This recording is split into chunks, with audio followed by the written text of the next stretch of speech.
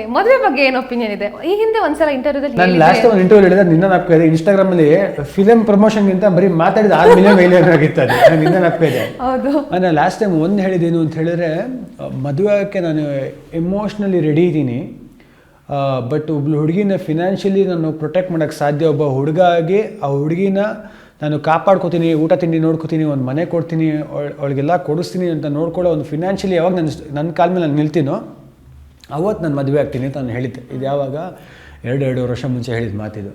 But ಇವತ್ತಿಗೆ ನನಗನ್ಸುತ್ತೆ, ನಾನು ಬೆಳಿಗ್ಗೆ ನಮ್ಮ ಅಪ್ಪನ ನೋಡ್ತಾ ಇರ್ತೀನಿ ಇವತ್ತಿಗೂ, ಎಲ್ಲ ಬೇರೆ ಬೇರೆ ಅಪ್ಪಂದಿರು ನೋಡ್ತಾ ಇರ್ತಾನೆ, ಫ್ರೆಂಡ್ಸ್ ತಂದಿರು. ಇವತ್ತಿಗೂ ಒಬ್ಬ ಮನುಷ್ಯ 60 ವರ್ಷ ಆದ್ರೂ ದಿನ ಬೆಳಿಗ್ಗೆ ಕೆಲಸ ಮಾಡಬೇಕು, ಏನೋ ಮಾಡಬೇಕು ಅಂತ ಹೊರಡ್ತಾರೆ.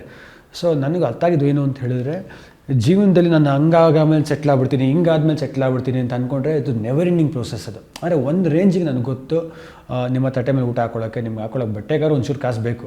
ಅದು ಮೀರೇ ಮೇಲೆ ಇಲ್ಲ, ನಾನು ಮನೆ ಕಟ್ಟ ಮೇಲೆ ಮದುವೆ ಆಗ್ತೀನಿ, ನಾನು ಒಂದು ಕಾರ್ ತೊಗೊಂಡಾಮೇಲೆ ಮದುವೆ ಆಗ್ತೀನಿ ಅಂತ ಯಾವಾಗಲೂ ಹೇಳೋರಿಗೆ ನಾನು ಒಂದೇ ಹೇಳಿದ್ರು ಅಂತ ಹೇಳಿದ್ರೆ, ಲೈಫಲ್ಲಿ ಯಾವಾಗಲೂ ಆ ಥರ ಐಡಿಯಾಲಜೀಸ್ ಇಟ್ಕೊಂಡು ಮದುವೆ ಆಗೋಕ್ಕೆ ಹೋದರೆ ಅದು ಎಂದೂ ಮುಗಿಯೋದ ಕತೆ. ಯಾಕಂದರೆ ಲೈಫ್ ಇಸ್ ಅ ಜರ್ನಿ, ಅದು ಎಂದೂ ಮುಗಿಯೋದ ಕತೆ. ನಾವು ಒಂಥರ ರೇಸಲ್ಲಿ ಫಿಕ್ಸ್ ಆಗಿಬಿಡ್ತೀವಿ, ಅವ್ನು ಅದು ತೊಗೊಂಡು ನಾವು ಇದು ತೊಗೋಬೇಕು ಅಂತ ಹೊತ್ಕೊಂಡ್ರೆ ಇಟ್ ಈಸ್ ನೆವರ್ ಎಂಡಿಂಗ್.